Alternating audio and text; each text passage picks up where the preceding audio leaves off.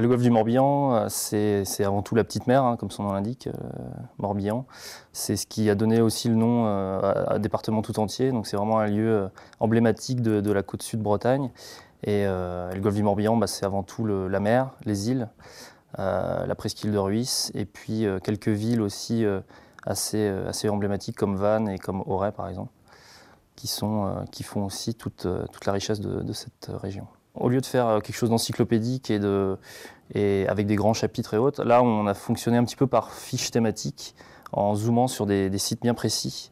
Donc tel quartier de Vannes ou telle activité du golfe qui permet de rentrer assez vite dans le livre et surtout de le découvrir petit à petit en fait. C'est quasiment à chaque fois une double page sur un site et un thème. On pourrait commencer cette petite visite du golfe du Morbihan par la ville de Vannes.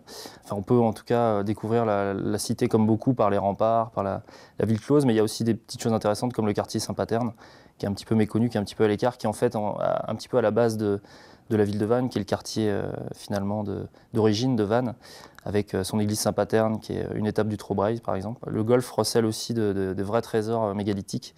On pense notamment à Gavrinis, l'île de Gavrinis, qui est vraiment à découvrir, je pense.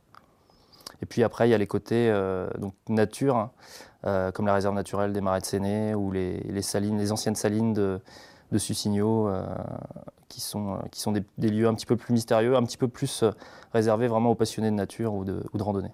Ça peut être aussi une activité humaine, hein, on va parler de l'ostréiculture par exemple dans le golfe du Morbihan. On évoque aussi un chapitre sur le kayak de mer par exemple, qui est une superbe façon de découvrir le golfe du Morbihan, avec une autre vision très nature justement, là on découvre au fil de l'eau et à la force des bras le golfe et la petite mer. Ce livre s'adresse en fait à tous les amoureux du golfe et aussi aux gens qui voudraient le découvrir, hein. Donc principalement les touristes, les gens qui viennent d'autres régions, mais je pense que même les gens qui connaissent bien le golfe découvriront quand même des choses intéressantes dans ce livre-là.